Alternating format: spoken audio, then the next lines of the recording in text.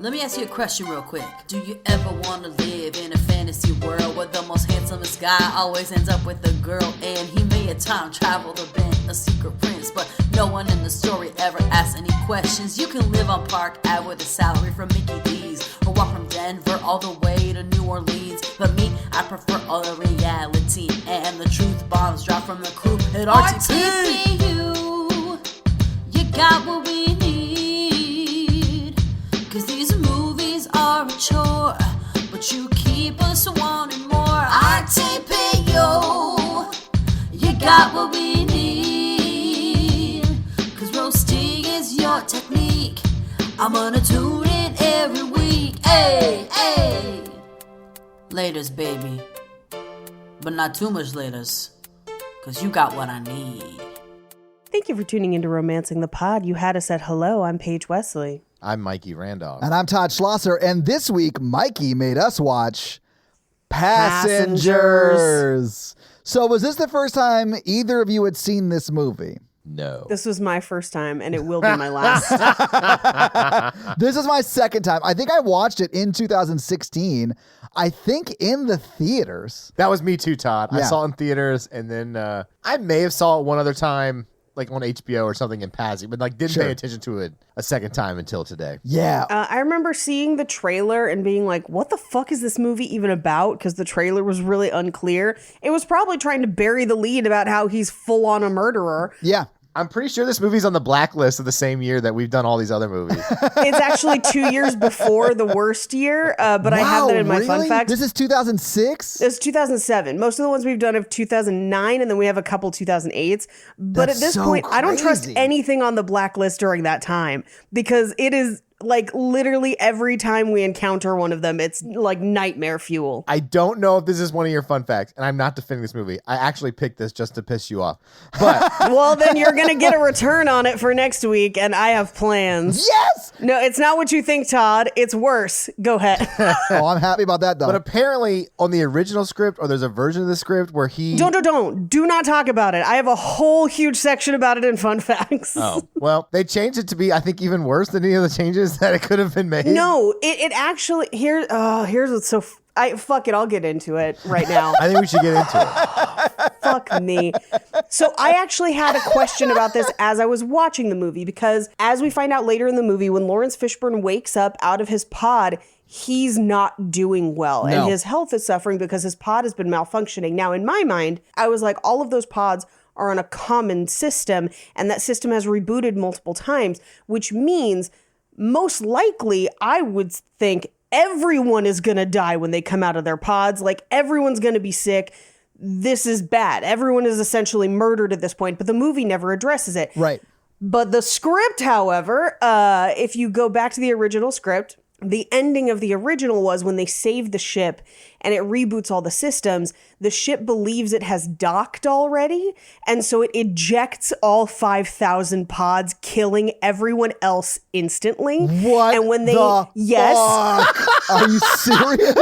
yes, and when the ship arrives at Homestead 2, the people who emerge from the ship are their descendants. Yeah. So that was the original ending. It's still bad. Fuck the blacklist for putting it on the blacklist. This is just bad. The whole theme of the movie, all of it is bad. Here's my question. Why even write it this way? You could very easily just be like, a second person woke up. Yeah, it could have been 2 malfunctions. Well, okay, I have an answer to that in Fun Facts. Now, that is the case of the original script, but of course, you could have changed that at any time while making this movie, and they chose not to. Right. And here's a quote from the director on what he thinks of that portion of the movie, which, by the way, I know we are coming in hot. Oh, yeah. And we have not even talked about the movie yet. But what I will say, just to catch you up to speed, is that the crux of this movie is that Chris Pratt's character wakes up too early from stasis and is alone for a year, and he chooses to wake someone else up knowing that they will also die alone with him on the ship if he does so. Right. He murders her with time. So here's what blows my mind. The movie's like,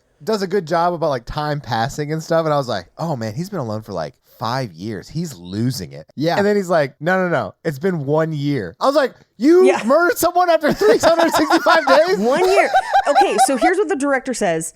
about that issue in the movie. I think most of us faced with the same choice would have done the same thing. Oh, no. Making a movie that leaves people room to argue about what they would have done or could have forgiven makes for fascinating storytelling. I could not have made that choice for someone else. I mean, like, I guess maybe if you go crazy from being alone, you might do something crazy. Because I thought about it a lot and I was like, ooh, I think I would have gone out that airlock. Me too. Like, I'm pretty sure that's where I would have gone. I have an opposite answer because I thought about it too. And I was like, okay, let's say you're stranded, the ship is malfunctioning, and let's say that you're smarter than Chris Pratt because the ship is obviously malfunctioning. Yes! Because you're awake, you should know it's malfunctioning. Yeah. Stop making cute fish puns at dinner, Chris. Right. And just be like, I wonder if we can see, I guess they can't see the status of the ship or anything. He can't get to it until Lawrence Fishburne's character wakes up. What if you just woke up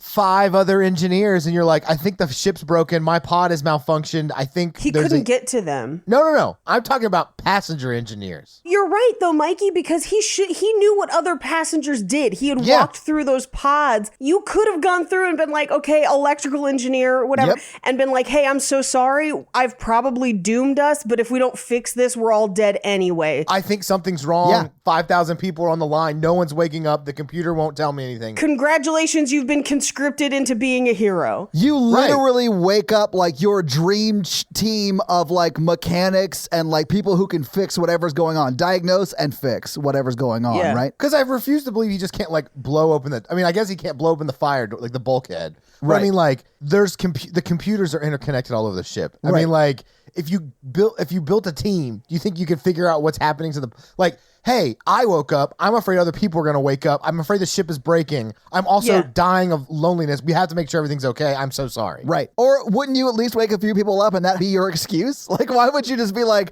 oh, I guess I woke up too. And let's never talk about how you woke up too. No, I mean, I would be honest. I'd be like, something is wrong. Lights are flickering. I woke up. This is not supposed to happen. I didn't want to wake anybody else up, but I woke up 3 other engineers to get your opinions. Maybe we can fix it together and save everyone. Right. Or, figure out what's going on to like make sure no one else wakes up. At least save, like retroactively save. But instead he's like, you know who's hot? That chick over there. I know. And she's a writer. That's a useful skill aboard a sinking ship in space. It goes all in on his creepy ass stalking shit. I did also really like that even when we have a rom-com in fucking space, she still writes for a magazine. Yep. Like, are you kidding me? Are you kidding me? It's a magazine article 250 years in the making, Paige. Shut up, Todd. I'm trying to write. You can't talk while I'm trying to write. Fucking women can't have any interesting jobs. I swear to God. Okay, also, if you're going to like just make decisions with your dick like that, wake up 3 women. I love that your note for this movie is not enough slave women. Well, I'm just saying, like, your note for this movie is murder more people with time. No, I do like your idea of waking up engineers, though. That makes a lot of sense to me, and it would be very upsetting to be one of those engineers. But if they could figure something out and repair something, A, that could save a lot of people. But also, B, you'd at least have other people around you and you'd kind of form a society on that ship and it'd be okay. Here is what I hate about this movie the most. This is why I picked this movie. This is what I want to talk about. This is what I want to tell the world. Oh, fuck me. I'm so terrified. 5,000 people, 1 auto dock, and then it says there's replacement parts for everything except an auto dock? What? Like, both go to sleep at the end. There's like a dozen ways. Yeah. There's a dozen ways to fix like the creepiness. Like, okay, he went crazy. He woke her up. He figures out the auto dock does it. He makes her go back to sleep. He does a second one. They both go to sleep. Yeah. There's I'm so sorry. I went crazy. I hurt you. I had a weak moment, but because I did that, we saved the ship. Now we can go to sleep. You don't have to ever forgive me. I'll see you when we get there. This movie needs to end with him putting her to sleep and him like doing that year montage type thing where his beard keeps getting longer and longer, hair keeps getting longer and longer, of him building an auto dock from all the parts The from spare like parts. auto dock He's parts. an engineer. He can do that. And then him getting in the thing sleeping and then them waking up and like docking. You're going to tell me that 5,000 people need one hospital bed? Yeah. Well, here's the other thing too. If he knows that he has all the spare parts, and she knows that there's all the spare parts because he showed her where they were, and like they've fixed parts of the ship, so they could maybe build another autodock, or there should be another autodock because again, there's more than 5,000 people. There's almost 5,300 people because there's crew. There should be like 10 autodocks in that infirmary. There should be a public and crew med bay. Yes. But so let's say that they have another autodock or he has to build another autodock. Don't you think even then she could be like, well, I'll wait for you to finish building yours and then we'll both go to sleep. Sure. Like there's There's literally a million ways to write this movie where you're not crazy. That's all I think about when I write this movie. It's like a thought exercise of like, here's a million things that should have been better about this. But here's what I love about this movie. Every step along the way, they chose the wrong. Like they went in the wrong direction. And I'm on board for that. Like I'm on board for a movie that is literally offensive. Like this isn't like figuratively offensive. Thank you. This is literally offensive. It is offensive that they want us to invest in their love story when he is murdering her with time. Paige, But Paige, what is... No, don't even say what is time. It's not a flat circle. It's a fucking knife in this movie, murdering people. When Paige messaged us in our group chat and said, I hate this movie, I responded with, don't worry, the movie fixes it, or at least the movie thinks it does. And I think this movie thinks it fixes that issue, right? Right. I think it like puts a button on it. It's like, no, he solved it, and then he offered to put her back to sleep, and she chose And then she chose. But she would not have had to choose if he had not woken her up to begin with. One, what is long-term marriage except murdering someone with time? Two, if he didn't try to kill her, no one on that ship would be alive. That is true, and that's what the movie wants you to think, that the ends justify the means, but no. He actively chose to murder her with time. Yeah, you could have woke up 2 engineers and done the same thing. Yeah, here's the thing. I'm here for a version of this movie where you wake up the engineers and we have an Armageddon/Alien style movie of them saving this ship and dying in the process. Okay. Like an Event Horizon or a Sunshine. Yes. Think about like 5 people, mixed sexes. You got your main character, Chris Pratt. He wakes them all up. Can we make it Chris Evans instead? He's a better Chris. Make him one of the other engineers. Let's just make a dream team here. And then like... It could be Chris Pratt, Chris Pine. I mean, like, let's say he's gone castaway. He's like, I've been up for 3 years. Shit's malfunctioning. I don't want to wake anybody up. I'm scared. I think the ship's breaking. I didn't want to wake y'all up. I got to save y'all. 5 people start. 2 people die, like fixing it. Then they draw straws to see who's in the auto dock. But then like 2 of them fall in love and they're like, third wheel, you take it. We'll like live our lives out in here. Love it. Love it. Totally here for that. That reminds me of a movie that does kind of this similar concept so much better. I think it's The Martian. I love The Martian. That's one of my favorite books of all time. God. With Matt Damon, where he like learns to plant potatoes and stuff. Yeah. And I'm like, that's what I want, is I want him learning about himself, figuring out how to like plant stuff, do stuff. And when it finally gets to the point where he cannot ignore the malfunctions anymore, he wakes up the engineers. Yeah. But I feel like you could compact it. This movie is 2 hours long and it's an hour and 40 minutes of rage. Like I can't. Yeah, there's just no way we can go through all the scenes because like a lot of them are pointless. There's so much time spent on nothing in this movie. Yeah, it's just Chris Pratt and Jennifer Lawrence looking attractive in space. Like 90% of this movie is just that. Yeah. It's her swimming. Yes. Although the gravity loss while she's in the pool, So I was cool. like, very cool, scary. Oh, this yeah. works better as a horror movie It for me. does. Her reaction It when she feels finds like out it. he woke her up should be in a horror movie. And I was like, yes, girl, fucking run. He's a murderer. Can we talk about he was going to ask her to marry him without telling her first? Yeah. Oh, I don't give a shit about him wanting to marry her. When she tries to kill him, I was like, yes, girl. The only problem with this plan is that then you'll truly be alone. Yeah. And I think that's the only reason she doesn't do it. I think so too. Yeah, so if you just changed the score, this is a horror movie. Like there's almost no, think about it. Like you are trapped with your abuser, the person who has throughout the course of time murdered you, and you are forced to save the ship with them. And then when Wait. you try to kill them by not allowing an automatic opening of of the valve to like vent the engine, they still survive. She goes out and saves him. I know. Here's how this becomes a horror movie. Cut the first hour of this movie. Oh, just take her perspective of waking up? Yes. Yeah. She wakes up. She falls in love with him. She finds out he woke her up because he's a murderer and he has fully lost it. And when she is like, oh no, get away from me, then he shining level chases her through the ship. And that's what this movie is, The Shining in space, which, by the way, that's clearly how they thought about it because of the bar, which is clearly designed after The Shining. So I don't know why we're putting a love story in the middle of the fucking Shining in space. God, I hate this movie so much. And Paige, I don't know if you remember when we talked to Phil Eisner, the writer of Event Horizon. That's correct, yes. He said his pitch for Event Horizon was The Shining in space. Yes. And they were like, love it, write it. And he wrote Event Horizon. Yeah, which is a horror movie. We spent like an hour and 20 minutes talking to Phil Eisner on Patreon. It was awesome. Sorry. Mikey wasn't there because he had, I think you had like a hostage situation. I don't know if I can say that, but like you had to go like last minute, you had to run over to. Oh, no, it's okay. Talk about that more. He woke somebody up out of a space pod and he's trying to make sure they don't find out. Oh, this movie's so crazy. So I love like Castaway style movies and like I love science fiction.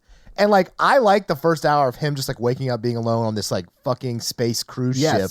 I was fine with it till he woke her up. Same. And then I was like, fuck this to death. Oh, it would have been better if he got blackout like any like if he got blackout drunk and like slipped on his splooge from that morning and fell and hit his head on a pod and it like opened it up. Oh no, I slipped and reprogrammed your pod. Like he starts thinking about like waking people up and then he's like, oh no. And then he like goes down like a rabbit hole of like drugs and alcohol and like wakes up one day and someone's awake. He's like, did I fucking do that? Yeah. Oh, that's a fun twist if he doesn't know if he did it. And then they roll the tapes back and it turns out he didn't, but he's been feeling guilty the whole time.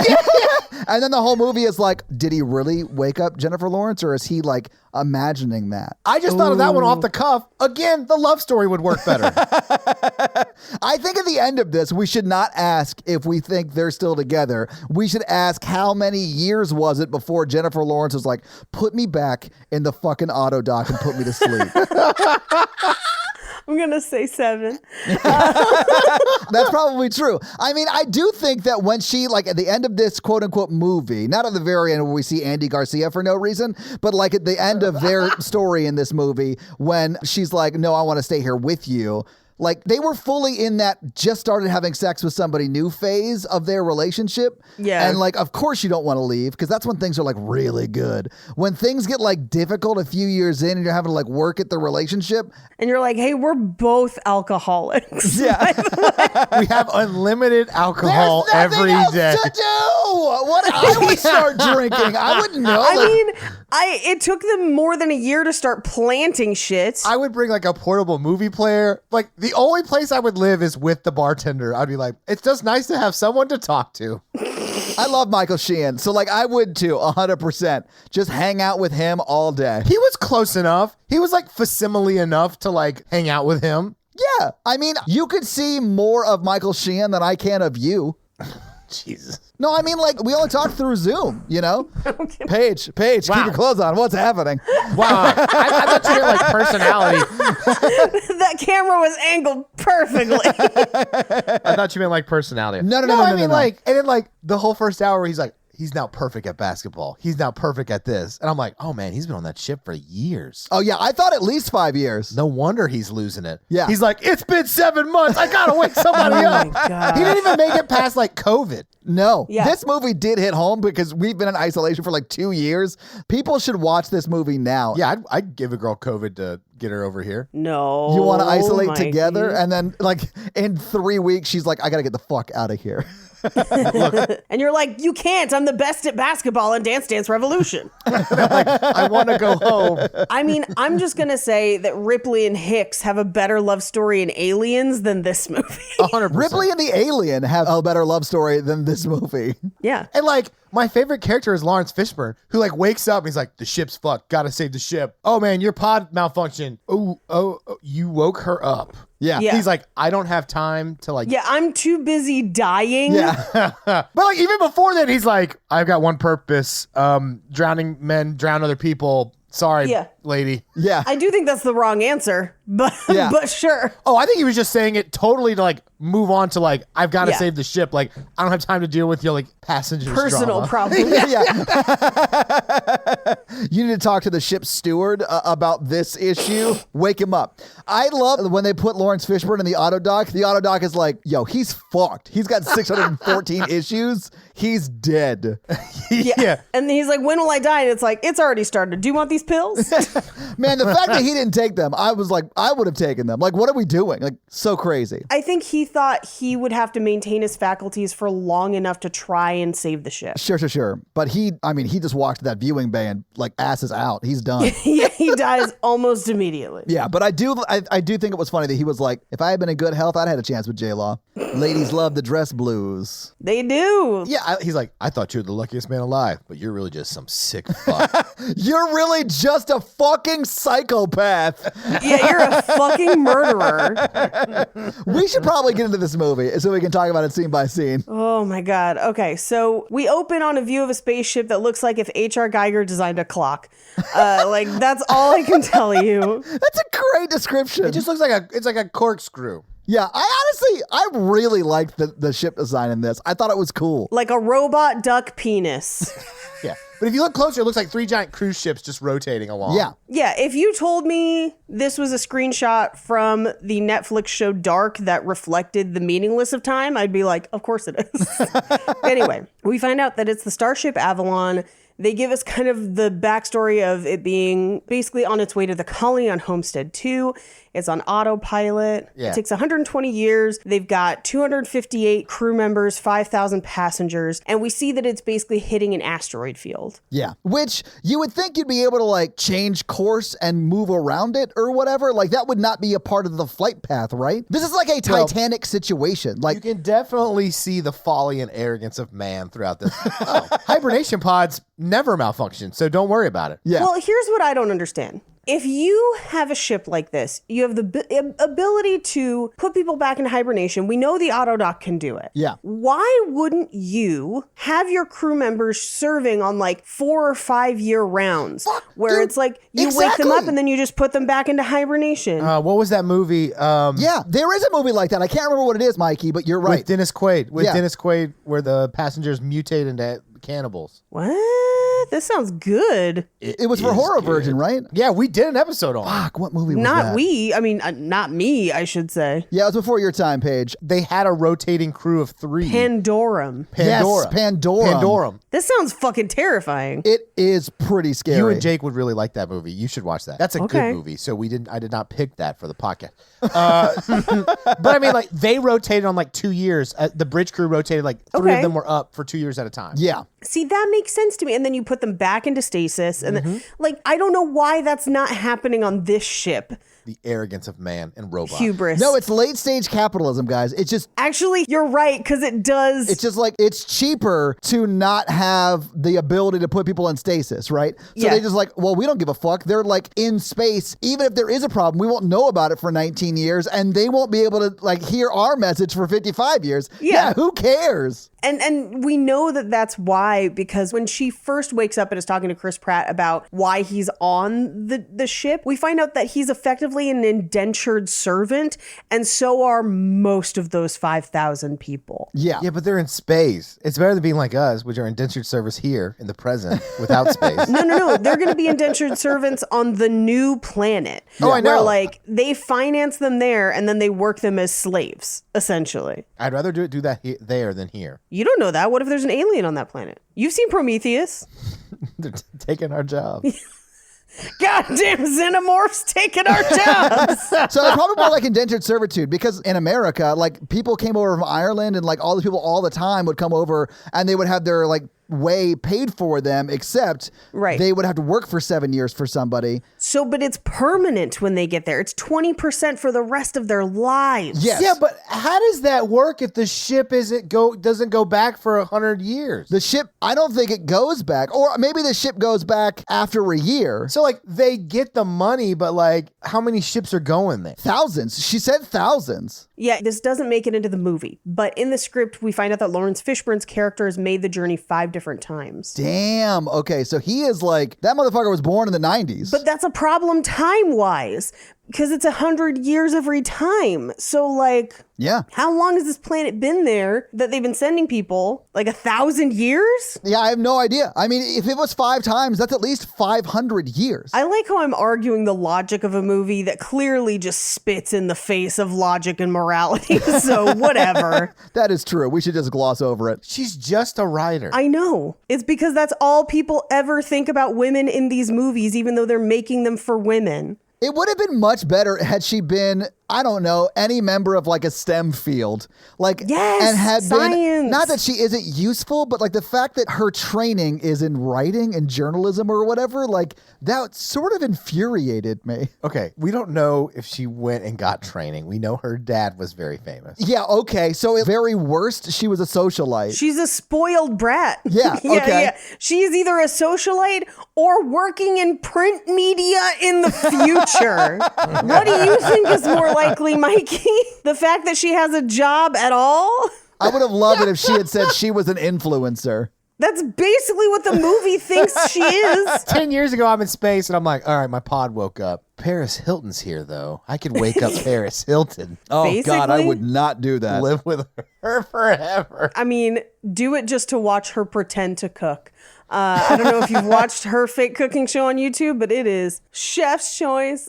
No, this is as bad as if in While You Were Sleeping, they were like, Bill Pullman is a carpenter and she's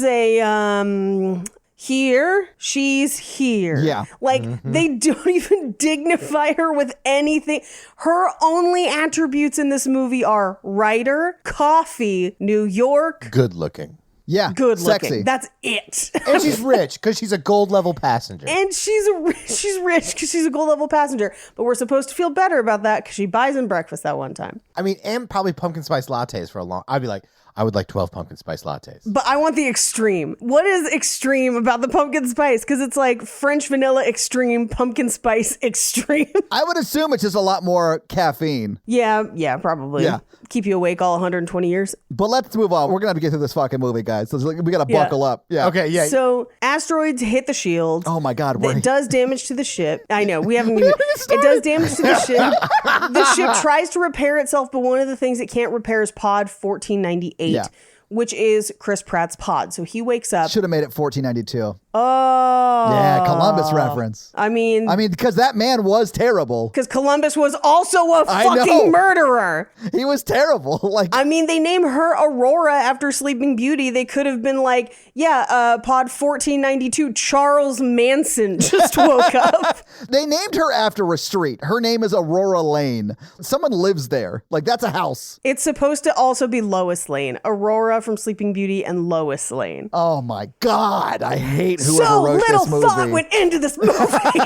So an asteroid, you find this at the end, but one of them gets through the ship. It like goes through the ship and damages some stuff. Yeah, and damages Thank you, everything. Mikey, for keeping us on track. Yeah. We have an hour and 45 minutes to get there, though. Yeah. So he wakes up and he goes through the whole, we kind of get to see a montage of like all the things they do when you wake up out of stasis. But we also know that like no one else has woken up. We see that no one else gets up. Right. We see the very cute little Roombas, but we get him to his cabin. He gets to kind of walk around the ship. He gets up the next day and there's no other passengers and he's trying to figure out where everyone is. And this is the first time we encounter like the help computer, which this is my true nightmare, is just shouting answers at a help computer. Like, nothing makes me angrier. Like when you call into an automated system and you're like, I just want to fucking talk to a human person. Like that's how so I I felt see you've about overheard my calls. Yes. No, Yeah. I do that too. Like I am never more angry than when I'm talking to an automated system on the phone. Pro tip, if you type like 30 digits in a row, it'll just connect you to a person. Oh no, Mikey, I've done that before and it hung up on me. I've had that happen too. So mad. Fun fact though, if you talk over it long enough, it'll connect you and it won't hang up on you. I'm good at talking over people. Because you disrupt the system. Whatever. Anyway, I'm always frustrated because I'm never calling someone. That's never my first step. I have always tried to like fix it 3 different ways on my own and then I can't. And now I'm calling someone as a last resort. Yeah. So to then have it be like, can you go to your website and schedule? And I'm like, no. And I'm going to break my foot off in your face, computer. Like, anyway, so he's getting no answers and the ship is very limited in what it can do for him and answer him because it's just like, oh, there's a failsafe. You're not going to wake up early. And he's like, but I am. And they're like, I don't know.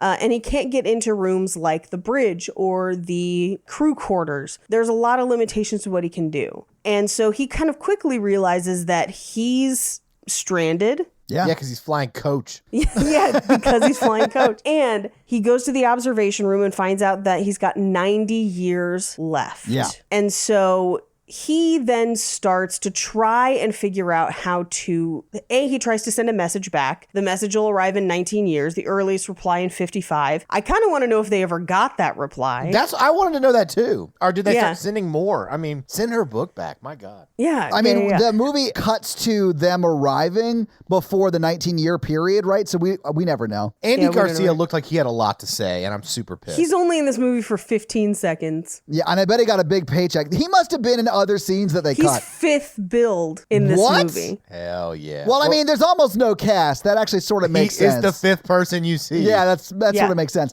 But like, I fully believe that there must have been like a scene, like scenes before they leave or after with Andy Garcia. Like, there must have been other scenes that they just cut out. Nope. That's the only scene he was even written in for. That's unfucking believable. I mean, that's insane. It's in Fun Fact. That's insane. I mean, I love Andy Garcia, but why pay him as much as he is worth just to see his face and never hear his voice? You never hear him talk. Never even hear him talk. Crazy. And we will talk about what Jennifer Lawrence made on this movie too. So, and what Chris Pratt made, because I have salaries. I'm sure it was a shitload, but let's move on. Yeah. So he basically is stranded. He tries a bunch of stuff. He tries rejiggering the pod, but almost suffocates in it.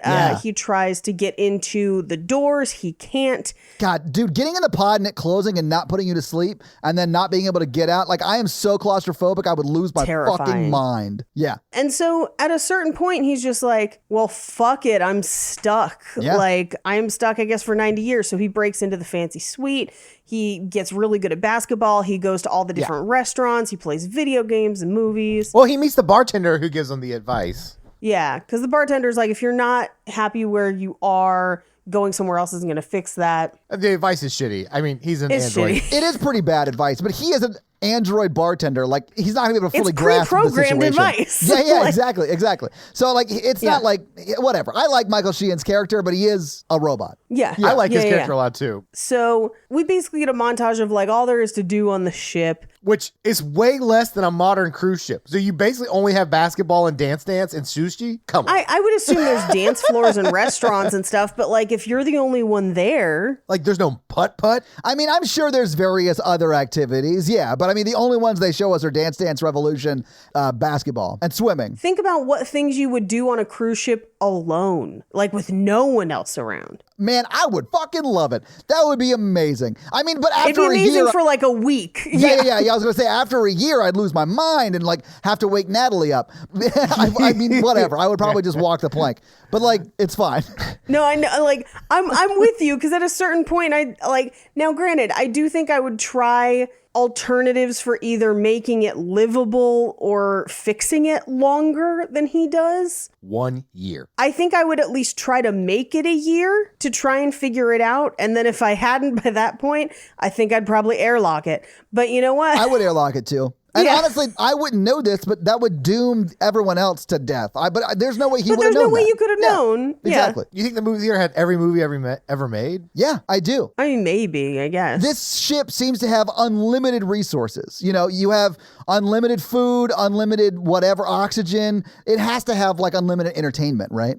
Well, here's the thing. I don't think it's unlimited. I think that's part of the problem because like there's only so much you can do. You're contained. And so like it's whatever food that they have available to them, which can't be unlimited. It's not like you get to fuck around and cook in the kitchen or whatever. True. Like you can't do any of that. There's not really, it doesn't look like there's any like arts and crafts or anything. It doesn't go into it. But see, maybe that has like a Star Trek-y like replicator or something. Yes. I don't know. Well, if you have that. Well, I mean, he does basically able to do anything else except fix his one problem. Yeah. He does at one point shoplift. So there must be like a mall section. Yeah. That we don't even get to see. I want mall section scenes. There should have been a montage of him trying on different clothes. Or him breaking like the storefront window and like going in and like taking a suit. That'd have been funny. Anyway, we do see him drunk in the pod room. And this is where he first goes into the room where he finds the spaceships.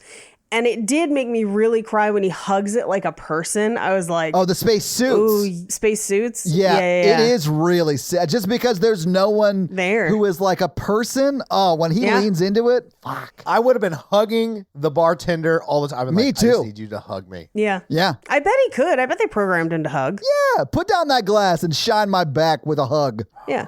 Anyway. But what if they had sex robots? Oh, Mikey, I was about to say this. If this was like Star Trek with the replicators, if they had a holodeck, he would never have woken her up. Yeah, if there was a holodeck, I could have lasted so much longer. Yeah.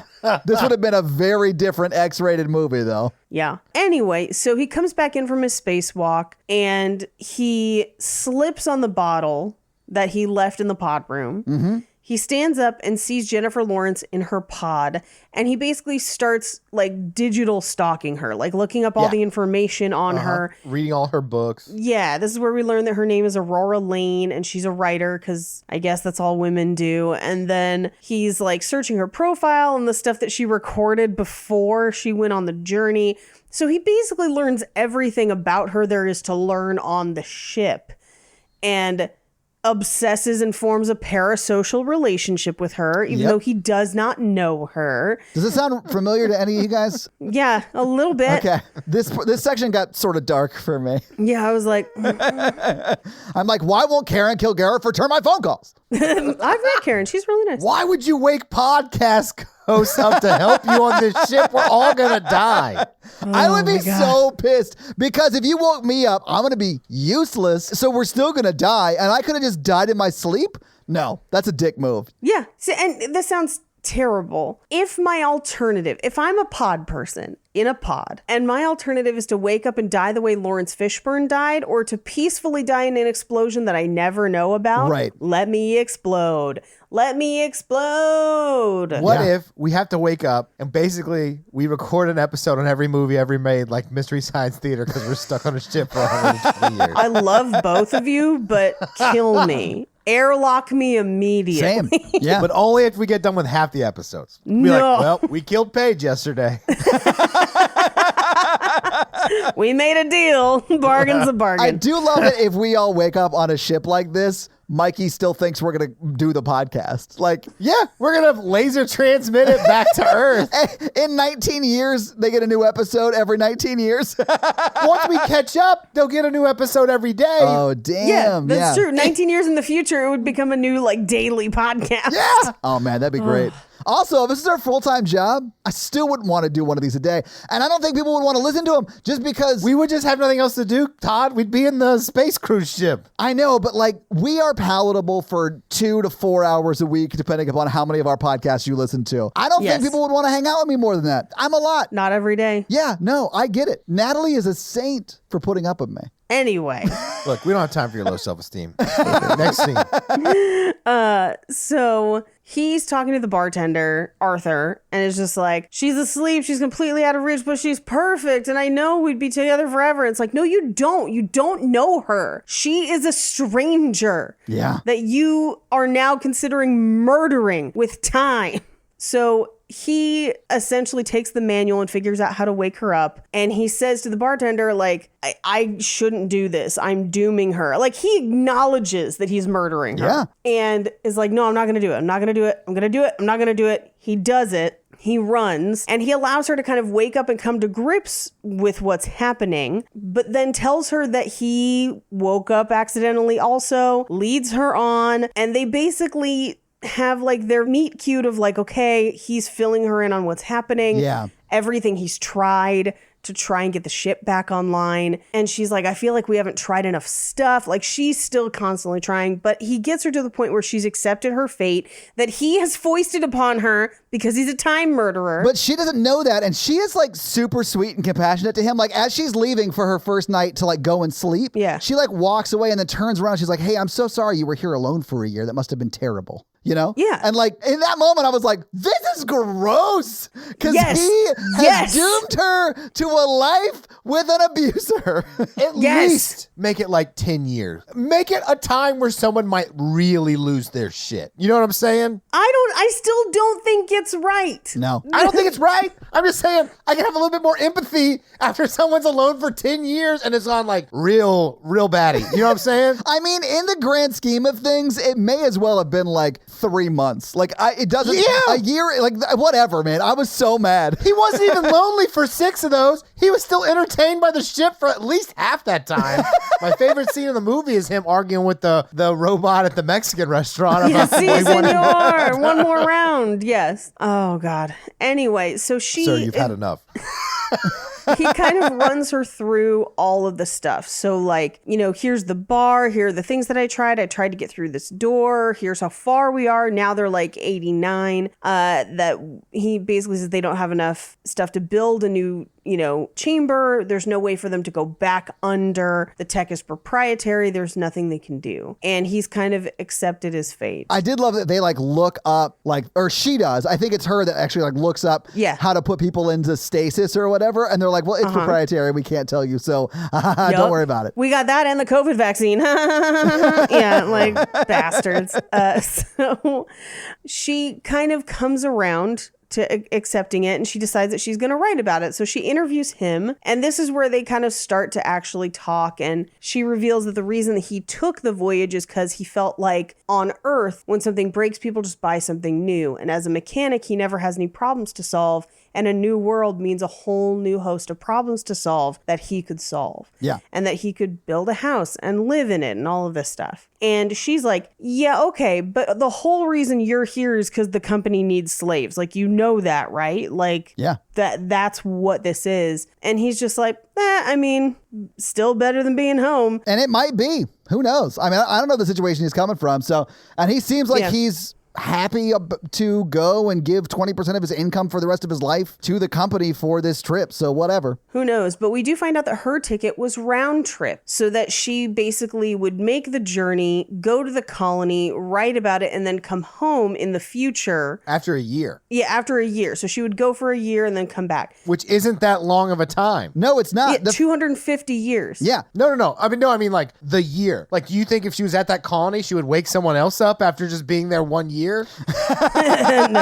The fact that she's going to be there a year and it's going to take her that long to write one story about colony life is insane to me. I think it's going to be a book, but I'm like, you're gambling a lot on people still reading books. She's not gambling at all, because while she's in stasis, her dad's money is compounding interest and investments that she has put back on Earth. Oh, I'm not worried about that. I'm worried about her coming back with a book and then being like, we don't do that anymore. But to Mikey's point, she may have left like a millionaire and she's coming back a billionaire because of the compound interest over 250 years. Yeah. Yeah. It's how the rich stay rich. Yep. Keep it in stasis. Yeah, go to space.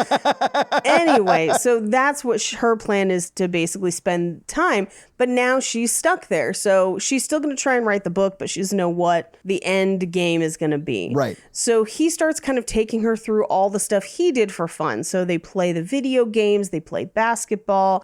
He talks to Arthur, and Arthur's like, yeah, one time he didn't wear pants for 7 weeks. It was wild. I love that he goes, yeah, I didn't wear pants for like the first month I was out. And Arthur goes, it was 7 weeks and 3 days. Yeah, 7 weeks and 3 days. He also, when he has Arthur by himself, where Jennifer Lawrence is not around, yes, he also swears Arthur to secrecy about the fact that he woke her. And I love Right. that Arthur doesn't break that promise. Yeah. He doesn't until he thinks that it's not a secret anymore. Exactly. But that tells me you could have done other stuff with Arthur and had more interactions. Are you saying that he should have fucked Arthur? I'm not saying he shouldn't have. I'm just saying, like, he could have, like, read books with him or, like, been like, I would have just, like, camped up by Arthur and been like, just wake me up in 8 hours. I just need to hear another voice. Yeah. It'd be very lonely on that ship. So, Arthur, do you Yeah. have like an exhaust port or...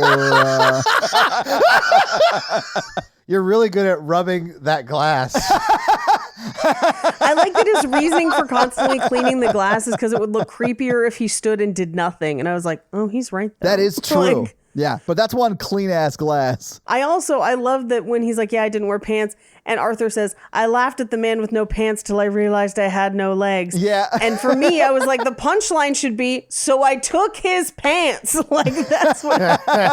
Anyway, so meanwhile, he builds her a model of the Chrysler building. Yeah.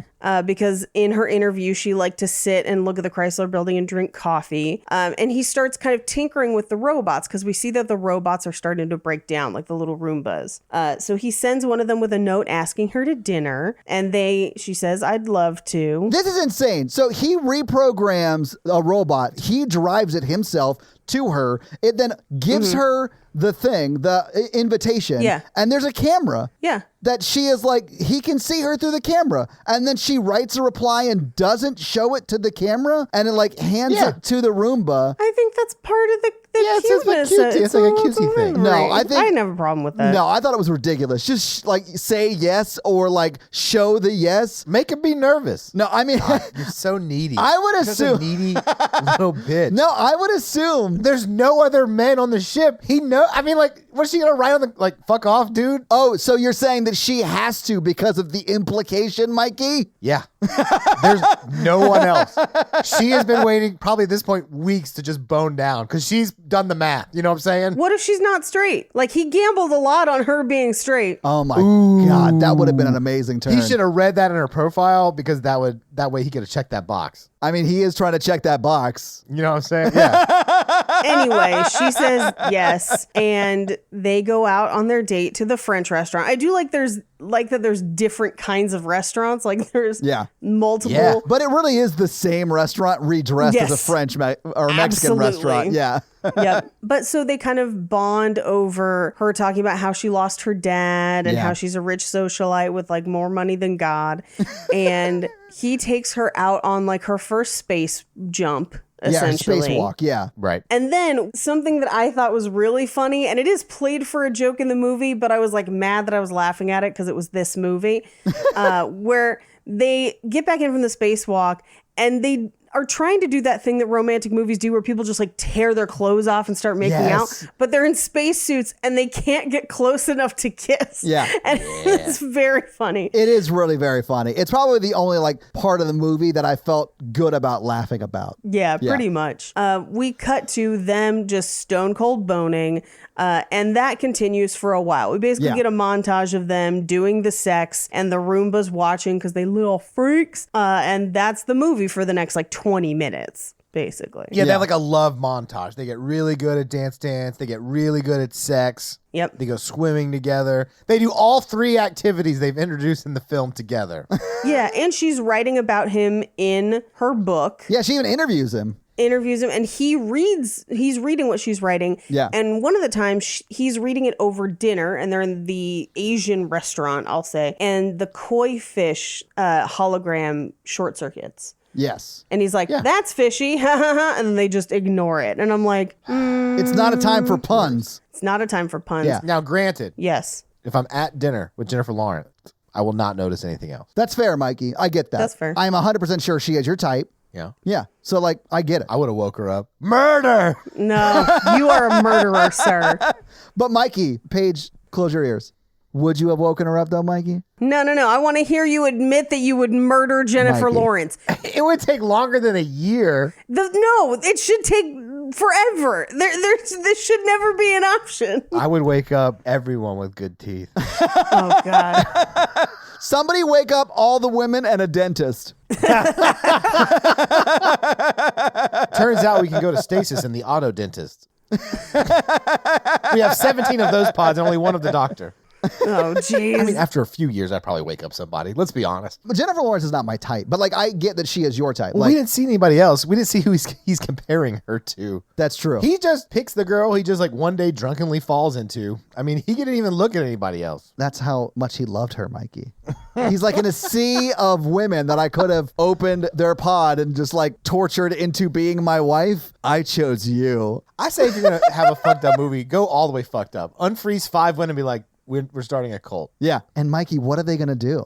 Dance Dance Revolution. And Mikey. Yeah. Look, if Henry Cavill was in stasis, I'm not going to sit here and say that there wouldn't be snail trails on the outside of his pod, but I'm not going to murder him for my own selfishness. But you can have sushi with him by yourself. I don't even like sushi. Every night. He could eat it off you. Not if I'm like, yeah, I'm going to murder you to do this. Do you think he would want to be with you when he found out that you were murdering him with time? Of course not. J-Lo also doesn't want to be with Chris Pratt when she finds out. As we're about to uncover, because he gets the little precious metal wires and he makes her a ring. I did think that was a really cute way to do an engagement ring in this sort of situation. I thought that was very cute. Yeah, very. But also, he's terrible. Fuck him. I would have just like stolen someone's engagement ring because where are everybody's personal belongings? Oh, yeah. Their luggage gets delivered to their room and it has to be stored somewhere. So, yeah, I would just go through all their shit. Yeah. They're going to be pissed in 90 years when I'm dead, but who cares? If I'm not going to wake anyone up, I'm damn sure going through everyone's personal shit. Yeah. Yeah, that's fair. So they go to the observation deck and they watch the ship slingshot around a star and they make out and go to dinner for her birthday. Yep. And they're talking to Arthur at the bar and he steps out. Chris Pratt steps out to kind of like compose himself before he gives her the ring. And as he's leaving, he says, yeah, there's no secrets between us, which Arthur takes to mean that she knows. Well, Arthur even clarifies because I think she says that. She's like, you can't hide anything from me. And he goes, yeah, there's no secrets between us. And he's like, is that real? He's like, yeah, you heard the lady, I think is what he says. Yeah. So Arthur's like, oh, cool. I can now, talk to her about this horrible thing she's living out. Right. And so he reveals that Chris Pratt woke her up and she immediately responds the way that you should in a horror movie, because this is a horror movie, and runs away from him. Yeah. And has like a full-blown panic attack because she can't get off the ship and she's stuck with his terrifying ass and clears everything out of the room they've been sharing together. Yeah, she moves out quick. Yeah, she runs into him at breakfast and runs away immediately. And then she confronts him while he's sleeping and kicks the shit out of him. I love this. Literally just stops short of killing him. Yeah. And as she's about to basically swing the final blow, he opens his arms to basically just let her do it. Yeah. And she chooses not to. And I think it's only because then she would be completely alone. Yeah. Or maybe she just doesn't want to be a murderer like him. Yeah, that too. I'm better than you. That too. And then she's jogging around the ship and he uses the PA system to do this fucking speech about like, nothing I can say will make this okay. And I'm like, well, now you're forcing her to listen to it. It's even worse. It makes it so much worse, Paige. I'm glad you brought this up It's because awful. When he gets on the PA over the whole ship, I was like, this dude is such an asshole. He cannot respect her space. He has to speak to her even though she is clearly trying to avoid him. Yeah, and like at this point, I'm like, he is a monster. Yeah. He's a monster. And here's the thing. I couldn't even enjoy them, air quotes, falling in love because the whole time I'm like, he's a fucking monster. Yeah. Oh, God. Oh, and I have in my notes that this is his villain speech. Like a James Bond villain. It is, though. Yeah. He's like, it had been like a whole year alone. A whole year. Like, I did 2020, Chris Pratt. Like, come on, give me a fucking break. But if she answers back, she's like, fuck you, shut up. I don't want to hear any of this shit. I don't care. Yeah, like, I don't care. You took my life. And I'm just like, damn straight, J-Law, he did. Yeah. And he knows because he's watching her on cameras in another creepy fashion. Oh, that's so true. He's just like ogling her as she runs through the ship. He's a fucking monster. Oh, I hate him so much. Ugh. But also, I get it. I mean, it's J-Lo. I don't get it. This is monstrous behavior. I don't get it either, Paige.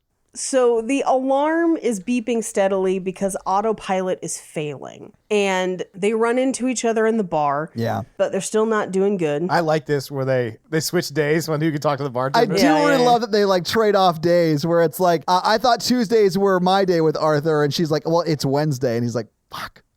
And then she like downs her drink and she's like, whatever, you can have them. And she like leaves and he walks in. Yeah, and she goes and watches a bunch of messages from her friends, including her best friend, who, by the way, the actress who plays her best friend is named Aurora. Like, wait, really? Like her real life name? Yes. What? Yeah, luck of the draw, I That's guess. amazing. Anyway, so she's, super sad. And we cut back to the bar where Chris Pratt comes in and he's all dirty. And Arthur's like, what have you been doing? And he's like, oh, I've been making improvements. And we see that he's planted a tree in the middle of the concourse. Yes. And where that shitty help machine used to be. Yeah, he ripped it up and planted a tree, which I thought was Yeah. the best revenge for any automated system drama you have. Yes. But in my notes, I'm like, this doesn't make it okay. Fuck your tree. Like, you're still a monster. Well, that is true. But then as that's happening, the elevator malfunctions, the breakfast machine malfunctions, and a member of the crew is up. So this is where we meet Gus, who is Lawrence Fishburne's character. Yeah. And they give him like a quick rundown of what happened, what's been going on. I do love that Morpheus is like, who planted a tree on my dick? And like, Yeah. that's the first thing they hear someone else say. Yep. And then they run to the tree and that's where they meet him. Yes. And I do like that they almost immediately are like, he woke up on accident. He's a murderer. Because then he woke me up. Yeah. And that's murder. Like, no one hides it. They're just like, we're going to let you know what's up right away. Yeah. Yeah. So he basically gets them into all the rooms they haven't been able to get into to try and see what is wrong with the ship. And he's not doing great. And at first he's like, yeah, it's just hibernation hangover. But like, I'm not feeling great. Yeah. They do rounds and check at a bunch of different ports around the deck. Yeah, he like teaches them how to like collect data from the actual terminals because they can't, for whatever reason, like the main computer that Lawrence Fishburne has access to because he's able to get them into that flight deck room with his arm wristband or whatever. Right. Like the data is not coming to that room like it should. So they have to go around and like check it manually. And he teaches them how to do all that. Right. And he shows them kind of what the system has been doing and that the shutdowns and the glitches have been kind of aggregating over time. Yeah. And it traces back to 2 years ago when they had some sort of catastrophic event. They don't know what it was, but that's what woke Chris Pratt's character up. Yeah. But as he's doing this, he also investigates the pods, and they tell him ahead of time, like, yeah, he fucked with one of the pods. So, like, we know why Aurora's up, but, like, why are the other two? Well, Morpheus and him actually talk about it because Morpheus is like checking the pod area. That's the area he was going to go check. And he gave them other like floors, I guess, to go check whatever. And so Morpheus is like checking her pod and is like, this is not right. And then he sees Chris Pratt right there. And if it was a horror movie, Chris Pratt would have murdered him right there because he's like, right, to keep the secret. And there was a moment where I was like, is he gonna murder him? Yeah. So what you don't see is like right after this, he injects him real quick with like 614 620 diseases. Yeah, it's 612. Yeah. Oh, is it? My bad. Sorry. But no, in this scene, Morpheus is like, yours malfunctioned, mine malfunctioned. This one was opened manually from the outside. And he was like, yes, I did that. And Morpheus is like, does she know? And he says, yes, she knows. Right. And that's when I think it cuts, and Paige, correct me if I'm wrong, doesn't it cut right to Morpheus on like the flight bay with J-Law? And she's like, yeah, no. fuck him. I didn't know, but that would have been, if this was a comedy, that's how I would have cut it. Yeah, exactly. No, this is also where he explains that their pods malfunction for different reasons. Yes. Chris Pratt's was a power surge. His was a technical malfunction, which again, we don't know if that impacted other pods. There's no way to know. But part of that technical malfunction is killing him. Yes. And was killing him in the pod, which means that other people could be dying in pods, but they don't talk about that at all. I'm going to assume they didn't since Andy Garcia was okay. Yeah, with the way this movie ends, I think it's safe to assume that the passengers are saved. That's what the movie wants us. Yes. That's what the movie wants us to believe. Right. But he is very clearly dying. Yes. So that night, she goes swimming. He's sleeping. The gravity goes out. She almost dies because water, gravity, it creates like a bubble. Those shots were so cool where she's like trying to swim and she really can't like move around in the no gravity bubble of water. Like, Yeah. It was cool, man. And then it looks like she dies. And then once the gravity kicks on, and obviously while the gravity's off, like the other two passengers are having effects too. But Lawrence Fishburne's like tucked tightly into his bed. So his arms just float up. But Chris Pratt's like floating like, I don't know, 20 feet above the He hits floor. hard. Yeah, He does, hits hard. Like he probably would have $1 million babied his neck if this was real. Yeah. Well, I think he wakes up before. So he like, when he falls, he lands in a way that he's Ducks and okay. rolls. Whatever. Yeah. Yeah. He's fine. But Jennifer Lawrence looks like she's dead inside that perfect bubble of water. And then when the gravity kicks back on and the ship starts spinning again to create the gravity, all the water falls into the pool and then she like swims to the top real quick. It's a pretty tense scene. Like this is a horror movie if you had different music in it. Well, and so they all run to try and find Gus to tell him what happened. And he's like, well, if gravity's going out, then whatever the problem is something super big. So they go to the main engineering sector and they're going to have to try and find it, but he passes out. So they take him to the infirmary where they find 612 disorders. And they're like, what's the prognosis? And he's basically like, oh, you're going to die. Like, you're dying already. Do you want some pills to make you sleep through it? Like, it's up to you. Autodoc more or less is like, hey, Morpheus, you're fucked. Please take these pills. They'll make your transition easier.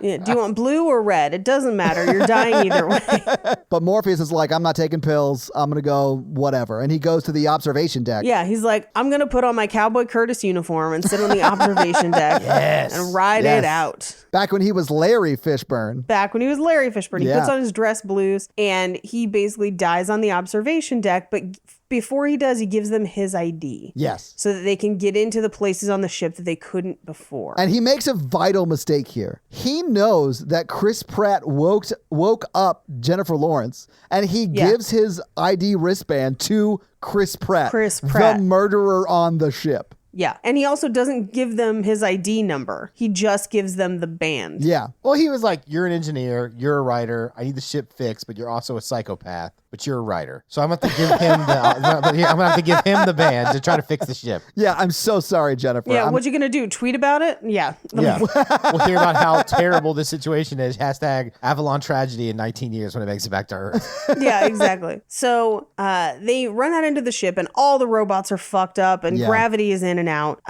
They take out Arthur's chip because he's messed up. You know what I would do? I would use that laser transmission, send a dick pic to every person in my contacts. You're going to waste the time and thousands of dollars to do that. Yes, but think about it. In 19 years, and like no one is going to be heard of me. And then all of a sudden, like Lawnmower Man, everyone's phone rings, right? And then he looks at it and like, why did Mikey send me a picture of vitamin water? Yeah. Oh, shit. He's not even supposed to get there for 80 more years. Oh, my God. Well, and they couldn't even respond back to it for 55 years. So in 55 years from when you send the original message, you get a bunch of like, what the fuck, man? This was the only thing keeping me alive. Oh, jeez. You're literally like 70, 80 years old and you're like laughing to yourself like, and then you go airlock yourself just because that's what you've been waiting for your whole life. Honestly, I love that for you. No. Yeah. Paige, sometimes you have to find a new purpose in life. And I love that Mikey found his in this terrible situation that does not involve waking up somebody else. Yeah, that's true. I didn't hear from this man for 19 years, and I got a dick pic every day. Every day? You're going to send one every day? And they make like those like compilation videos of like a picture every day for fucking 80 years of just the way your dick changes over 80 years? And you'll be like the most famous person in human society as like the first hibernation pod failure. And he sent dick pics every day. It costs $7.3 billion. But if you want to look at the changes of a dick over 80 years, here's the compilation video. Oh my gosh. You know that would be on Space Reddit or whatever. He started dressing it up in costumes. Yeah, no, absolutely. You'd have to like fanciful it up. You like get like a monocle and put that on it. You like would do anything to make it like fun, you know? Yeah. By the way, dick monocles. I'm going to go into business. Like that's $1 million idea right there. Wait, okay, do you put it on the end where the hole is or on the top where the head is where it looks like there'd be more of a face? No. You'd put it on the top. And then what you do is when it's time to get some sweet amore, you then pull it over and that's a condom. Nailed it. Remember that time when Mikey was trying to say monogamous? Damn it. Monogamous? It said mononicles? It's easy to be monogamous when you only woke one person up.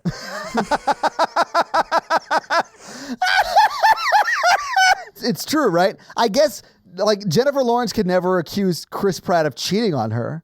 Okay, what if like 10 years from now, he secretly wakes up another girl and is hiding her on the ship? A younger woman? Monocles. In another year, he's going to be like, I've been talking to God, and he told me that I need to have 3 wives. Like, that is what would happen in this situation. Like, Space cult. yeah, it's a space cult. Oh, God. Anyway, so they're looking for something big that's wrong in engineering. Yeah, they are. But they're out of stock on vitamin water. So, Oh, the picture that'll never go away. Okay. Engineering looks ridiculous, by the way. Like, why would you Yeah, it make a looks like a spaceship like a city. big open city? Yeah. yeah, I was like, oh, I didn't realize engineering was Blade Runner, like in the middle of this ship.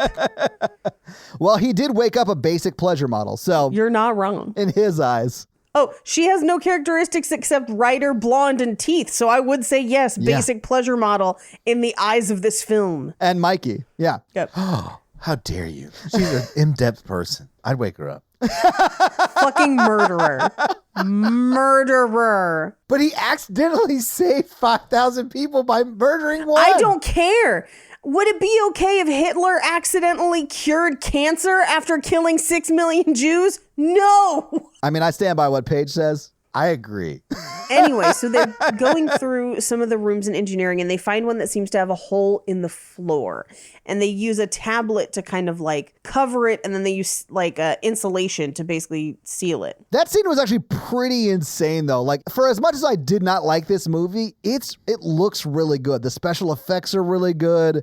The ship design and layout's cool as hell. Like, I love science fiction, and Yeah, I same. loved the design and the camera work and like the first 45 minutes. And then I hated the rest. Yeah. The last 20, 30 minutes of this movie are basically just and then this goes wrong, then this goes wrong, then this goes wrong, then this goes wrong, Yes. which is not super fun to watch, especially because we've just spent, because this movie is a little over 2 hours long, or close to it, I should say. And we've spent an hour and a half doing fuck all. Yeah. And then now we're doing all of it in 30 minutes. But then you spent the last 40 minutes hating Chris Pratt for making a choice that kills someone else. Like, again, they could have just had another pod malfunction and had a love story there and then had them save the ship. And it would have been, to me, the same movie, except without hating it as much. Yeah. So it would have been paced better too. But so they follow that hole to basically find the meteor that hit the ship and it destroyed part of the reactor computer. So he's able to replace it, but they can't vent the engine room that has a fire in it because it's been unresponsive. Yeah. Yeah, Paige, because you can repair a reactor computer. Yeah. No problems. Can't make any progress on the other problems. You don't have an auto dock. Like you can replace like the Iron Man core of this ship. Yeah, He does. exactly. Yeah, it's like, I don't know, maybe 25 cores around in this circle, and he legit replaces one of them. Like, there's extra of those. Yeah. But there's not extra auto dock. Yeah. What if it like crash? Like, I can't talk about this. Are they not delivering auto docks to the colony? I mean, No, he's right. He's absolutely right. It makes no sense. No, absolutely. I agree. That's hilarious, though. I mean, yes. I just thought about this. There's probably 1 million people, or like tens of thousands of people there, and they probably have doctors. But then you know what? You know what we really need? One of those auto dock things that like does at least scans it all for us. Yeah. Bring Absolutely. 17 of those at least. Yep. So, They brought trees and they only brought one auto dock. yeah. They brought cows, Mikey. They brought fucking cows. We don't even know if cows can live on that atmosphere. And they didn't bring another auto dock. Oh, I honestly want to see like a bunch of like barn animals in stasis. That would have been adorable. They were. You see it in the movie. Wait, really? I missed it. Yeah, he walks through. I think it's when he's finding those precious metals, it's when he's planting the tree. He walks through, and there's a bunch of like shipping containers, clear shipping containers of animals in stasis. Oh, I gotta go watch this again. I'm gonna watch the whole movie again just for that. The ironic thing is they bought a lot of auto vets.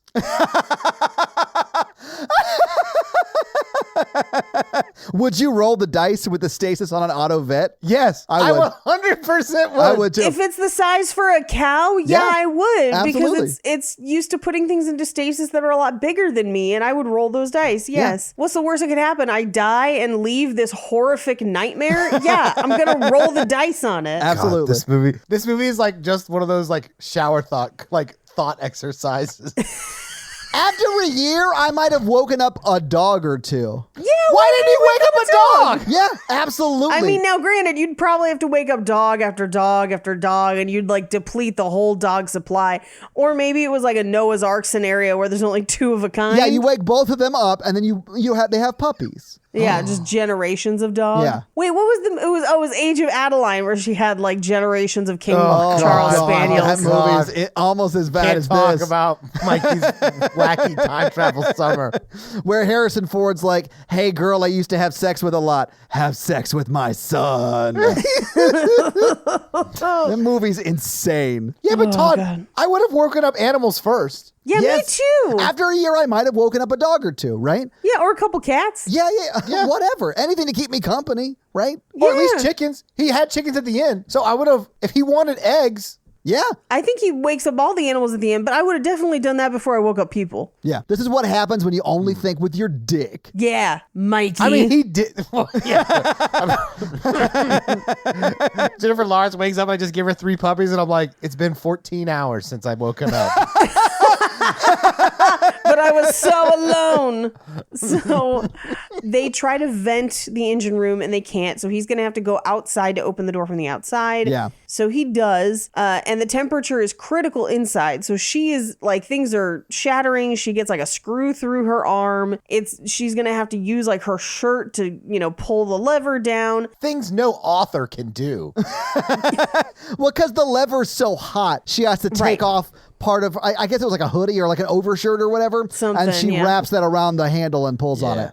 Mikey really Yeah. enjoyed that, clearly. I could tell by the smirk on his face. Meanwhile, he's outside trying to open the door from the outside and reveals that he can only do it if he stands there and basically holds it open. Yeah, and we should also mention that he took a door and he's going to use that like a Roman centurion shield against Yeah, like a heat shield. like fire. Yeah. Yeah. So he does that. Yeah, they have like this whole sweet thing. You can't. I have to. You can't. No. And she's just like, I won't pull the lever and we'll both die. And he's like, there's 5,000 other people here. And then she's like, you have to come back to me. And I'm like, this is gross. She should want him to die out there. Also, I'm like, oh, so he suddenly cares about the other 5,000 people that are asleep? What a revelation. He does now that he killed one. He felt so bad about the one. He couldn't Nope. do 4,999 others. Oh, good Lord. Anyway, so he successfully holds through the flames long enough to vent that room, but Yeah. he kind of gets blown away and his tether breaks. Yeah. And it reboots the pods, and she has to basically run and like space jump to try and get to him. It's really unrealistic, even with physics and all that stuff. But she gets him and brings him back. Yeah, the thing that's unrealistic about it is like it scans for him and she sees him and he's super far away. Mind you, these suits don't have any type of propulsion. They just have like a Right. cord that holds them together, right? And she Right. has to jump perfectly to get close to him because, Right. again, you only have one shot of propulsion towards him, right? So she Right. jumps perfectly and like misses him by like, I don't know, 2 feet. She can't reach him. because Yeah. the tether runs out. Again, a problem easily solved by putting a little bit of propulsion in these space chutes. Yeah. Like we have now. But Mikey, that costs extra, and this is like late stage capitalism. So like they're not going to do that. They don't care about that. They don't care about your auto docks. They don't care about going back into stasis. Just charge or them extra. propulsion. It charges you per propulsion. But she does manage to grab his tether. Yeah, because his tether is still connected to him, just not the ship. Right. And so she reaches out and grabs that and then pulls him in. Right. And she dumps him into the auto dock, the one auto dock where he is clearly already dead. I also refuse to believe that she could lift him up and lift him into that yeah, thing. same. Oh, that's when I was like, oh my God, I'm a bigger guy. Like, there's no way she could drag me to the auto dock and into the pod. No. It's almost like you need an auto dock on every deck for emergencies. Yeah, maybe. You might need that. I do love that the auto doc is like, what? He's dead. And then she chooses the just fuck him up option because she goes to the option for like selects resuscitate. everything. And then, she selects every option under resuscitate. Which, like, could you imagine if somebody was doing like CPR and defibrillating you and giving you Narcan like all at once. That would kill you, I would imagine. It would absolutely kill you. Now, I realize he's already dead, but like, wouldn't you want to do things guys. that could potentially bring him back to life, not just fuck up his corpse? Yeah, I don't know. But he is alive. Yeah, he does come back, because of course he does. You didn't go to auto doc school, okay? You know what, Mikey? I didn't, and that's fair. I apologize. It's good feedback. I majored in auto vet. You know that auto doc is real good because they only brought one of them. Yeah.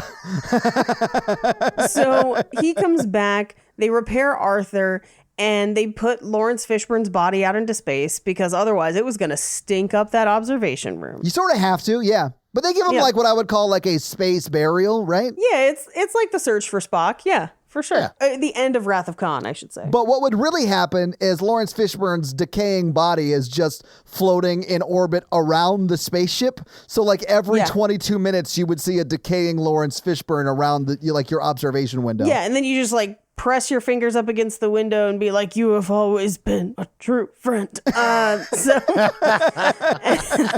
that's Chris Pine, Paige. That's Chris Pine. Oh, he's one of my favorite Chris's. I think for me, it's like Evans, Pine, Hemsworth. Oof. If you had to wake up one in deep space. Evans. But like, I also wouldn't, but like Evans, 100% Evans. Yeah. I think for me, it'd be Pratt because I'm taking someone with me. Yeah, he is kind of a douchebag these days. Yeah, I don't know what happened to him. I mean, I know he left Amy. Is it Amy Smart? No, it's Anna Faris. Anna Faris, yeah. And then married Schwarzenegger's daughter, yeah. Well, and also he did this whole thing where, so he and Schwarzenegger's daughter have a baby now. And then he did this whole post about thank goodness I have a healthy baby. And like his son with Anna Faris that is like a kid, not like a baby, like a kid that might hear if their father is like, oh, thank goodness this one was healthy. He has like a number of special needs, disabilities and special needs. Yeah. And so it was real fucked up for him in the media to be like, I'm just glad I got a healthy one. Like, what an asshole. Yeah. Anyway, so yeah, let Evans live. You let that sweet little baby Evan sleep and you wake up Pratt and you guys just die. Be like, you're stuck with me now. Yeah. Anyway, so he realizes that with Lawrence Fishburne's clearance, the autodoc can put somebody in stasis, but there's only one. Which 100% should have been in the manual that he was reading. I don't know, because the manual he was reading was specifically for the pods, not for the autodoc. He had a book for each system. Yeah. Oh, yeah. No, you're right. Fuck, he's a terrible dude. Sorry. No, you're right. You're absolutely so right. Shitty. Yeah. Anyway, so he's like, you should go to sleep. And she's like, but that would leave you alone, and I can't do that. And I'm like, trauma bonding, you fully can. Yeah, you 100% can. And he's like, I'll come visit you, which is very creepy. Super creepy. I visit her. She wakes up and he's Mikey. like just an old man, like, like jerking it over the autodoc. She wakes up at Homestead 2 and her autodoc, like, windscreen is just like covered it looks in like white aliens. goo. Yeah. Yes. It's just like gacked. Yep. So they basically decide to live out their lives together alone on the ship. I would assume they have children or something, but they spend the whole time turning the ship into this cool paradise looking thing. Yeah. And we cut to 88 years later. Everyone else wakes up and they're just like, what the fuck? There's like trees and shit on the ship. Like, who grew trees? Why are there chickens in the sick bay? Like, what is happening? Because there was only one auto dock there. We had plenty of room for the chickens. Yeah. But that is basically everything that happens. And that's the movie. I want to point out that this is one of the longer movies we've ever done, and we recorded the movie section faster because almost nothing happens in this 2-hour movie. Almost nothing happens in this movie. Well, I picked a movie we would hate. Oh. For the fun of it. Mission accomplished. So, having seen the movie, having talked about the movie, what do you guys think about Passengers? This movie was straight up marketed as like a romantic space adventure of the year. Fuck that. It was like a lot of star power, a lot of money behind it. It was also super expensive. It was. I can't wait to talk about box office. We'll talk about it. Yeah. Ugh. And I remember word almost immediately got out that it was bad. Yeah. Well, yeah, he murdered her. And like, you cannot make a romantic movie where like in the middle of the film, you're like, wait a minute, if I stop and think about this, he really murdered her. Yeah. I didn't even have to stop and think about it. The second he proposes it, I'm like, oh no, that's murder. Like, no. Well, and also, she points it out later. She even says, you took my life. He's a murderer. Yeah. You took my life. Yes. So it's not like the movie doesn't think that he kills her. The movie knows what he did. Yeah. I had fun talking about it. Absolutely, I did. Yeah, it was great. I love this episode. I hate this movie. I do like that we all basically agree that it's murder, because if we didn't, this was going to be a tough episode. Well, that's the thing is that I was watching something and it like was popped up, movies that are like this, and this popped up and I was like, oh my God, that movie is so problematic. We have to watch it now. Yeah. I want to know what you were watching that recommended this instead. It was the 2006 Passengers movie. That I almost watched. It was like something science fiction that I was watching. Was it The Martian? It was The Martian. I bought The Martian extended edition and I watched it because The Martian is like one of my favorite books of all time. The movie's It's a pretty great good. movie. I love that movie. Yeah. The book is, Todd, even you would like it because the book is like more into all the things. I mean, I love books. I just hate the act of reading. So like audiobooks is where it's at for me. Like I listen to a lot of audiobooks. Oh, then do The Martian audiobook. Yeah. And so I watched The Martian because I love it. And then it was like, movies like this, Passengers. And I was like, oh my God, that romantic movie is so terrifyingly bad. And also, it's not like this. The Martian is not this. It's in space. Well, no, it also deals with someone who's isolated, but they don't make the choice to kill another crew member. They don't choose evil. It would be like if he grabbed somebody as he fell and was like, stay with me on Mars. Oh my goodness. This movie makes me so angry. Bad movie. No murder, please. I don't care if there's an implication. I hate this movie so much.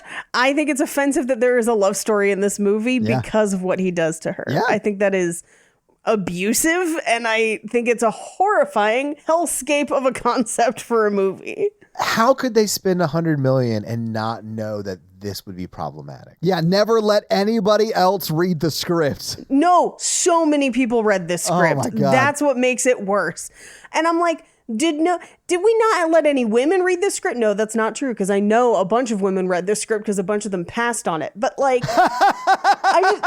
Of course they did. At what point, while you're making a movie like this, do you not sit around your kitchen table and go like, is this a horrifying concept? As we have repeatedly said, it would only take one or two tweaks to make it 100% less creepy. Yeah. Now, you're going to talk about in fun facts, but there's like a twist ending that they were going to do where she ends up alone and then wakes up someone else after being driven crazy by isolation. Oh, I didn't find that anywhere. Oh, so like one of the alternative things that they were going to do at one point was Chris Pratt dies saving the ship. She's by herself and she wakes somebody else up after going crazy with loneliness. Oh, that's fucked up. That's an even creepier ending. This is not quite the same, but that's sort of like if you're, I don't know, like, you know, in your 30s and your wife dies or whatever, she's probably going to have preferred that you find somebody else after you go through the grieving process and stuff, like live your life, right? Like that's not the same, but I feel like the movie is trying to say that this is just like that, and the movie is not at all like that. No,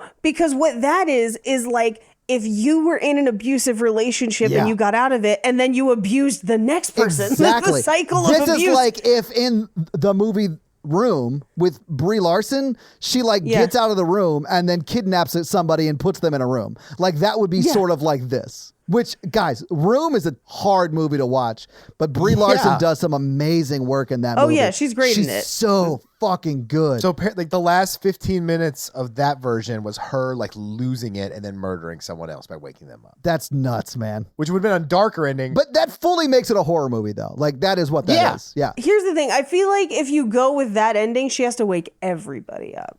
One at a time. That she's just like, scorched earth, motherfuckers. You are all awake with me now. Yeah. Well, anyway, fuck this movie. So, Paige, do you have any fun facts? I do. I actually have a fair amount. Well, hit us with your fun facts. Scary Murder, fun facts. So the voice of the ship is actually a voiceover artist named Emma Clark, who is also the voice of the Mind the Gap of the London Underground. No shit. Yeah. Despite taking place in space, this movie filmed in Atlanta, Georgia. Very good. Now, as we kind of briefly mentioned earlier in this episode, this was part of the 2007 blacklist, and it bounced around at a bunch of different studios. So it starts with Keanu Reeves' private production company, where it actually goes through development, and that's where we get most of the working script that gets passed around for the rest of this time, although the ending does get changed towards the end. Cool. So they shop it to Weinstein. Weinstein casts Keanu Reeves and Reese Witherspoon and budgets the movie at $35 million. Okay. But Reese Witherspoon pulls out, then Rachel McAdams pulled out, then Emily Blunt pulled out. Then pretty much all of them pulled out, and the movie was dead until it lands at Sony Pictures. Okay. Because their new motion picture chairman, a man named Tom Rothman, basically it was kind of a pet project. He really liked it. So he hired the new director and told them that they had to trim the budget to $90 million, and the director refused. What? So over the course of time, the budget ballooned from 30 million to over 100 million. Yeah. And then he's like, trim it to 90. And they're like, no. Nope. In order for me to tell this terrible, terrible story, I need $100 million or more. Well, part of the reason why is because Jennifer Lawrence was paid $20 million against 30% of the profit. What? She got 20 million and then 30%? No. 20 million against 30%, which means that her contract says she gets 20 million even if 30% of the movie is not over 20 million. So like, whatever comes first. So if 30% of the movie is more than 20 million, she gets 20 million. But if 30% of the movie doesn't get to 20 million, she still gets 20 million. That's what that contract is. Does she get more than 20 million if 30% is more than 20 million? I'm sure she probably also had some back end. Okay. But I don't know. She probably read it. She's like, I'll take the money up front. Thank you. Well, I think that's why it's 20 million against the 30%. Yeah. Where that's basically, even if this movie does badly, you still owe me that money. Yeah. Chris Pratt was only paid $12 million for this movie. This is their peak, though. This is like peak time for both of them. And 12 million is a shitload of money. Like it is. It's just rare in a science fiction film. And to be honest, even in a lot of rom-coms, it's rare for your female lead to be paid more than your male lead. That almost never happens. Well, that's dumb, but okay. I mean, good for this movie and good for Jennifer Lawrence, but honestly, it was only about 4 or 5 years ago when a lot of actresses and a lot of actors too really advocated for equality in those wages. And so things have kind of shifted. Good. But in 2016, it was still weird for that to happen. So instead of using post-production CGI for all of the consoles and the panels that they interact with, they made real graphics from a gaming engine. Wow. So anytime they're tapping on anything, that's a real tablet that responds to their touch, which, by the way, is super expensive and unnecessary. That's bonkers that they did that. No other movie does that, and there's a reason.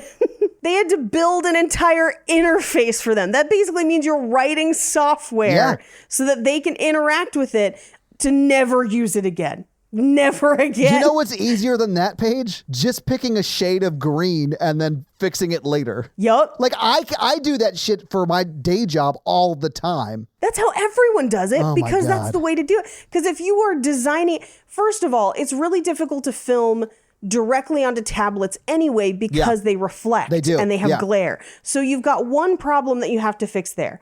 Secondly, you then have to create an interface that responds to their touch for every single surface on this ship, which, by the way, costs millions of dollars to do. Then you have to teach them all how to use it and troubleshoot it. It is maddening that they chose to do that. I love it. It's so dumb. And it doesn't look any better than the alternative either, which is... Paige, I literally have a file on my hard drive that I send to people whenever I'm going to get video of them doing something on a computer screen or a tablet, where they can just click on it and it turns their entire screen green. So later I can replace whatever they're looking at. We do that too. All the time. Literally every production I have ever worked on where anyone had to look at a screen of any kind. That is how that works. So you could do it for free or spend millions of dollars on doing it. That's so dumb. Oh my God. The bar is designed after the bar in The Shining, so much so that Michael Sheen is actually wearing the red tuxedos that would have matched the bathroom in The Shining. But also the carpet is a modernized version of the carpet from The Shining. Oh, no shit. Okay, cool. Now, the main difference is in some of the carpets and some of the wall, like, you know how there's kind of like textured wall fixtures and stuff on this ship? Yeah. Some of them were actually meant to look like the production company logos for this movie. Oh, cool. Which is a weird, interesting touch. Yeah, nice little Easter egg, I guess. How old do you think these characters are in the film? 30. 30 and 28 for Jennifer Lawrence. I'm sorry, you're both wrong. Chris Pratt's character is supposedly 20 when the movie starts, and then Jennifer Lawrence is 24. Disagree. That's what it's supposed to be. I agree with you. It does not look that way. No. But that's what they posit in the script for this film. When Chris Pratt was 24, he was fatting on Parks and Recreation. I know, and I kind of liked him a little preferred that chubbier. version. Yeah, honestly, same. If it was a teenager who unfroze someone, maybe a bit more empathy. I'll be honest with you. Kind of, because I could buy that someone that young would not necessarily fathom the gravity of their actions. Right? Yeah. Like maybe they would be like, well, we can figure out how to get back to sleep together and not really realize that they have like doomed someone. But when you've got people who look 30 doing it, I'm like, no, you should know better. Like, this is crazy. This is terrible. Yeah. So the scenes on the concourse, so the command concourse where it's that kind of circular walkway that they walk around. Yeah. That was actually filmed using a very, very old trick, most famously used in 2001: A Space Odyssey in 1968. It did look like those shots too. Yes. Yeah. And it was specifically modeled after them, but they built a giant hamster wheel set. Yeah. Essentially that they walk around. So it spins under them as they walk forward. Let's talk about their sex scenes because Jennifer Lawrence has talked a lot about them in the media. Really? Yes. All right. Yep. Yeah, there's a lot of implied nudity from her in this. You don't really see anything, but it's very implied. It is real nudity. Oh, really? Well, you don't really see a whole lot, but it's like super implied. You don't see it. Yeah. So she, according to her, in a number of interviews, got super drunk because she said the sex scenes were bizarre and awkward. And she had a nudity clause in her contract, which required her to be nude on set, but specified that she would not be depicted nude in the film, meaning she has to be nude to facilitate the shots that they want. Right. But they are not going to show her nude. So that's why she is nude. You just don't see much. But, and she said a couple times that this is her first sex scene, but it's not because she's had sex scenes in other movies before this. Once with Anton Yelchin and once with Bradley Cooper. But in this one, she says that it really bothered her because he was still married to Anna Faris and she felt awkward doing it. So she got very, very drunk and called her mom before doing it. Okay. But then ultimately did it. Yeah. I mean, they're actors. Like, I don't know. I'd have a hard time. I don't know. Yeah, I have a bit of a compartmentalization there where I'm like, you're there for your job. You're not having fun. Like it's fuck for $20 million. I'd fuck Chris Pratt. Yeah. And especially for $20 million. Like, that sounds terrible, but I'm like, hey, for $20 million, we can have a discussion of what goes and what doesn't. Yeah. Unless he was like being creepy or something. But she doesn't say that. She doesn't say he was being creepy. No, at no point does she say that he was being creepy at all. And she even says, she's like, hey, I know I have a contract. I know people do this. It's not that big of a deal. But she's like, but for some reason, it was really bothering me. And I wonder if maybe she was friends with Anna Faris and already knew that there were problems. Or something, maybe that contributed. I don't know. She didn't say that, Interesting. Though. But she's given the same kind of story in a lot of different interviews. I found it a bunch of times. It was weird. Anyway, the title on the poster contains the symbols ... .. SOS. SOS? Morse code for SOS. Yeah. Yep. So let's talk a little bit about the original script to finish up. So it had been floating around Hollywood for years after it was included in 2007's Blacklist. Now, if you are paying attention, all of the terrible Blacklist movies that we've reviewed have happened between 2007 and 2009. That was also the time of the writer's strike. Yep. So I think maybe that contributes a little bit, but those are bad Blacklist years, I would say. And it was voted one of the most liked unmade scripts of the year. I mean, that's what the Blacklist is. It's like the best unproduced scripts for that year. But even among those, it was awarded. Oh, wow. Okay. Yeah. And it was awarded with the original ending, which is the one that I talked about earlier, where 5,000 people die, essentially. Wow. And we have to watch Aurora watch it happen and just screaming that they're not empty, which sounds horrifying. That's so crazy. Because I used to listen to the Blacklist podcast, which was like they would take Blacklist scripts and produce them as like audio dramas or whatever. Right. They would read like excerpts from them. It was actually called the Blacklist Table Reads, I remember. And they would literally like just sit at a table and read them with actors, right? And arguably, this was like starting in like 2014, so it's like way after the writer's strike. It's way after, so the Blacklist got way better as far as like quality of scripts. It did, but also remember that show was cherry picking. So it's picking. No, I'm sure that's true. Because the list included tons of scripts every year. But the amount of bad ones I've seen makes me not trust the Blacklist anymore. Because we run into it so often on this show for movies that have huge problems. I know, but they're all from that writer's strike time period. So like... That's true. They are all during the writer's strike. Yeah. But those are your fun facts. Well, thank you for those amazing fun facts. Let's talk a little bit about box office. So what do you think Passengers from 2016 cost to produce? I think this movie cost $110 million. Mikey, what do you think? I want to say more. I think it costs $130 million. Okay, Paige is actually right on the money at $110 million. Now, this movie came out on December 23rd, 2016, and it was third in the theater when it came out. It was beat by the best Star Wars movie ever made to date, Rogue One. And that was in its second. I thought you were trying to make me angry, and I was like, well, here's the thing. I love Rogue One, but I also love the original trilogy. Right, and sure. We don't need to get into it. I think Rogue One is as good as the original trilogy. I think it's the best of the new ones, 100%. That's fair. And just for a side note, Rogue One in its first weekend out made $155 million. This weekend, its second weekend out, it made $64 million, right? And it was number one that weekend. The second movie was Sing. Number 3 was Passengers, obviously. Number 4 was Why Him? And number 5 was the movie I saw this weekend, Assassin's Creed. I definitely saw Rogue One that weekend. I saw Rogue One. First off, I saw Why Him? It's not terrible. And I saw the Assassin's Creed movie, which also I did not think was terrible. I loved it. I was here for it. But all 5 of those movies, except for Rogue One, came out that weekend. Rogue One came out the weekend before, and I saw the Rogue One the weekend it came out. Yeah, no, I guess I did too. Yeah. So what do you think Passengers brought in its first weekend? And remember, it is a $110 million movie.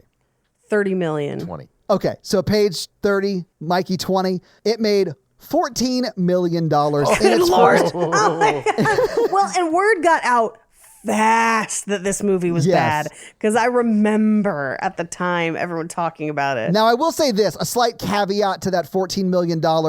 It technically came out at midnight on the 20th, because this is like that last week. It's like the Christmas week where movies come out like on like Wednesday night at midnight or whatever. So in its first, like if you include the first few days, which we probably should, because people who really want to see it then, it made $22.1 million and its first extended weekend. We'll call it an extended weekend, right?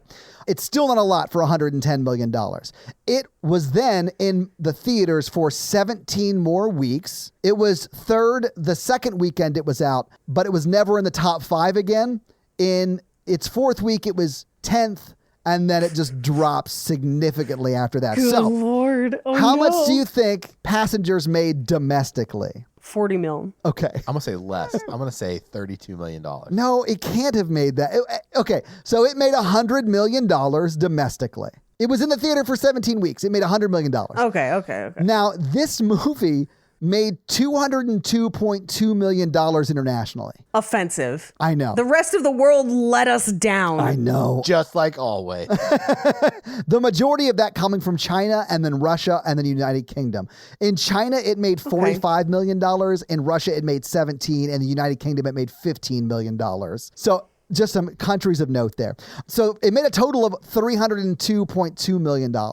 Boo. So it made money. That makes me so mad. I don't think it made a lot of money. No, I mean, we just said it made $300 million. But I mean, I remember like it was big news that the thing bombed and like the company did not make a profit. they probably spent about $100 million promoting it. Oh, easy, because I remember it was promoted everywhere. I remember it too. So it probably made about $100 million, which is not bad. It also made $19 million in the home market. So it's done fine. It is just one of those movies that people who went and saw it initially were like, don't go see it. It's a terrible movie. Yeah. It did definitely bomb in the U.S. I would say. Yeah. Like if you don't make your budget back in the U.S., it's considered a bomb. Yeah. At least by the industry. So that's your box office. Do you think they're still together? We really should ask, how long do you think it was before she asked to be put back in stasis in the auto dock? I stick with 7 years. I'm going to stick with my 7-year answer. I think it's less. I think it's 2.5. You think so? Yeah. 100% think he sabotages the auto dock.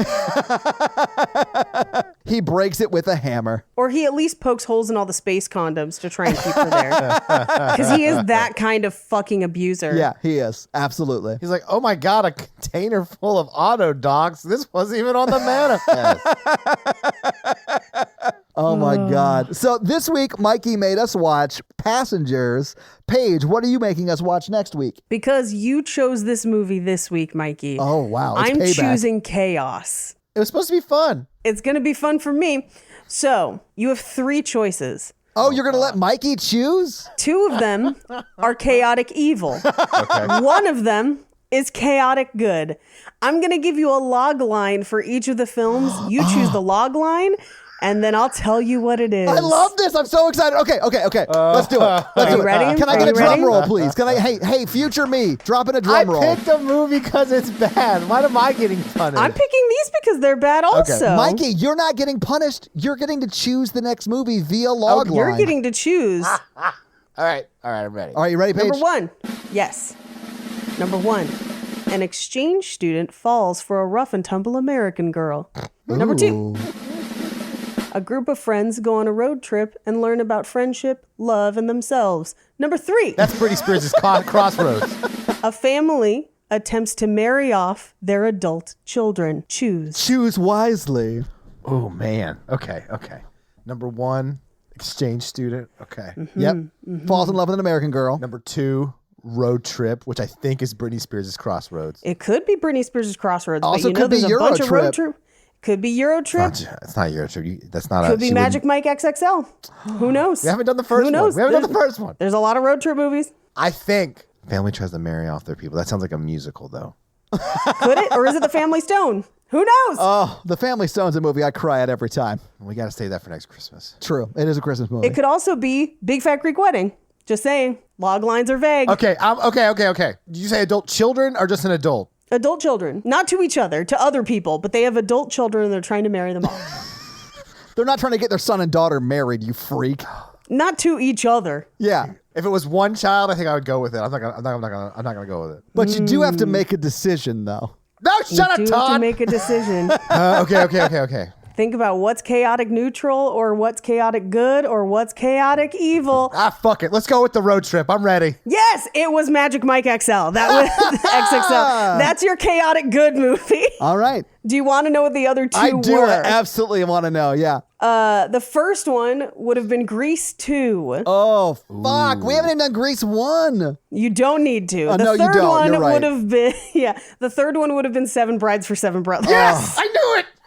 I wanted that one so bad. I knew that's one that was the third one. But I almost picked Britney Spears' Crossroads and made them all chaotic evil, so you're welcome. I want to do Crossroads. We have to at some point because Crossroads is fucking nuts. So we're not gonna do the first Magic Mike first? No, because it's not a romance. Well, he kind of like falls for that one chick. Not really. It's kind of just a depressing drama, but we also don't need it to do the second one. There's no crossover story. I don't care. We'll do it. It's better than Grease 2 and 7 Brides for 7 whatever. I'm just going Disagree. to tell you, Grease 2 is chaotic evil in the best way, and we're gonna do it someday. So your homework for next week is to get wine drunk, as if you weren't going to when you're watching these types of movies, and watch Magic Mike XXL. Yes. So Mikey, do you have a review for us to read? I do. I have a review for us. Excellent. Yay. Whose review are you going to read this week? Oh.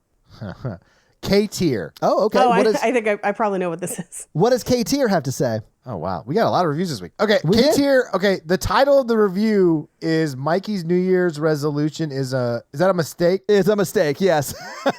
Mikey's New Year's resolution is a mistake. I read this one K-tier earlier says, today. I love this one. What was your resolution? His resolution will become To clear talk about his dick as less? yes, it Oh, was. oh, okay. Yeah. You won't regret listening to this show. Mikey claims that his New Year's resolution is to talk about his tools less. Oh, no. I think that's a mistake. I think it's a mistake too. And honestly, Mikey, it is a resolution you have not at all been able to stick to. Because in every episode of both pods, you've talked about your dick at least once. Yes, quite a bit. It is so prevalent on our podcast that it is the center space in our bingo cards because it's like a Yes. free space. It's definitely gonna happen every episode. All right, I'll do better. I have never seen about 80% of these movies, and I listen for the banter. Absolutely. But mostly I am just a Paige Wesley ride or die. Same. Aw. Honestly, same. I'd listen to her read IKEA directions. I couldn't do that. I can't pronounce umlauts. Mikey reading IKEA instructions is like his dirty talk. Insert rod A into cylinder B. Then I say fuck a lot because it's not going right. It's too big. We're shaking our heads at times. No, you can't see that because it's a podcast. It's because it's not a cool medium. I do love that you both were shaking your heads no and not saying anything in an audio medium. Yeah. Thanks for making me laugh while the world burns down around me. Love you, ding dongs. 5 stars. It got dark. Aw, yay. Well, K-tier, thank you so much for that awesome 5-star review. We really appreciate it. And if you want to have Mikey read your 5-star review, leave us a 5-star review. We're like super close to 300. We were like 9 away this morning. Nice. Yeah, it's going great. And the horror version is like 50 away from 1,000. Yeah, I saw that. So, yeah, guys, if you like this power throuple that we have here on this podcast, make sure to check out our other podcast, The Horror Virgin. And that is the only other podcast that Mikey and I are on. But Paige gets around, and she is on 2 other podcasts, Black Card Rehab and Cult Podcast. So, guys, definitely check out those because they're amazing. If you want to follow us on social, we are at Romancing the Pod Show. Yes. On Instagram, and we are at something else on Twitter who I just have never taken the time to learn It's just Romancing Pod Show because they have a character limit and it's show SHO like Showtime. So guys, check that out as well. And if you want to follow us all individually, Paige is at Rampage Wesley everywhere, including TikTok, except for Twitter, where she is at Paige Wesley. Mikey is at M Randolph 24, and I am at Todd J Awesome everywhere. And guys, we got a P.O. box. So if you want to send us some love letters or whatever you might send to a P.O. box, it's actually not a P.O. box. It's like a regular street address. It's pretty awesome. It's 6688 Nolensville Road, number 108-34, Brentwood, Tennessee 37027. So send us some stuff. Yeah. That's going to be it for us, you guys, on Paige. I'm Mikey. And I'm Todd. And you complete us. To completion. He's a murderer. Do you want to go out to dinner tonight? Check yes, no, or you can't escape. Bye. Because of the implication. Oh, I hate this. The bartender is like, please shut me down.